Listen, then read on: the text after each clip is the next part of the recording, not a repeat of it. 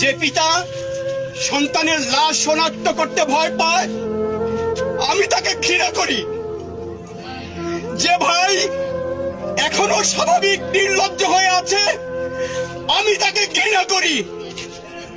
যে শিক্ষক, বুদ্ধিজীবী, কবি ও কেরানি প্রকাশ্য পথে এই হত্যার প্রতিশোধ চায় না আমি তাকে ঘৃণা করি। এই মৃত্যু পতাকা আমার দেশ না, এই জল্লাদের উল্লাস মঞ্চ আমার দেশ না, এই বিস্তীর্ণ শ্মশান আমার দেশ না, এই রক্ত স্নাত কসাইখানা আমার দেশ না। এই স্বাধীন বাংলাদেশে আমি একজন শিক্ষক হয়ে আমার যে শিক্ষার্থীদের হত্যা করা হয়েছে আমি তার বিচার চাই। আমার যে শিক্ষার্থীদেরকে সারা বাংলাদেশে গুম করা হয়েছে, পুলিশ ধরে নিয়েছে, আমি তাদেরকে ফেরত চাই। আমার যে শিক্ষার্থীরা এখন ঘরে ঘুমাতে পারে না আমি তাদেরকে ঘরে ঘুমাতে দেওয়ার পরিবেশ চাই। আমি আমার শিক্ষার্থীদের নিরাপত্তা চাই। আমি আমার শিক্ষার্থীদের তাদের পরিবারে ফেরত চাই। আমি আমার শিক্ষা প্রতিষ্ঠান খুলে দেওয়ার আহ্বান জানাই। আমি আমার শিক্ষার্থীদের নিয়ে আমার ক্লাসে ফেরত যেতে চাই। বুলেট আপনি দেখেছেন বাবা মায়ের আর্তনাদ, অভিশাপ আসমান কাঁপে, আপনাদের কাঁপে না? তার কাঁপে না?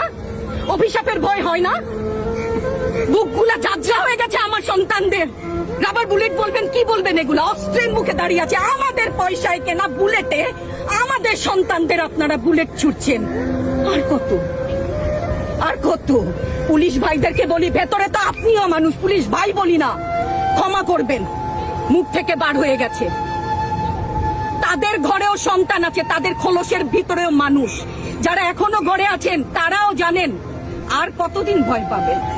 ভয়েই থাকেন। একটা মারবেন 10টা আসবো, 10টা মারবেন লক্ষ আসবো। সারা দেশের মানুষ, মা বাপ সব একসাথে দাঁড়াবো। ওদের সন্তানকে মানুষ করার জন্য আমাদের কাছে, শিক্ষকদের কাছে পাঠিয়েছিল। কি জবাব দিব? আমার তো কোনো মুখ নাই, আমি শিক্ষক, আমার ভাষা নাই। তাদের কাছে হাত জোর করে মাপ চাই। নিরাপত্তা দিতে পারি নাই, নিরাপত্তা দিতে পারি নাই।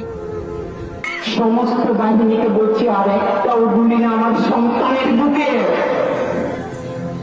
গুলি চালাতে চাস? এই যে আমিও হাত উত্তোলন করেছি, গুলি কর আমার বাচ্চাদেরকে রেখে। এই সমাজে, এই দেশে ন্যূনতম বলতে কিছু নেই।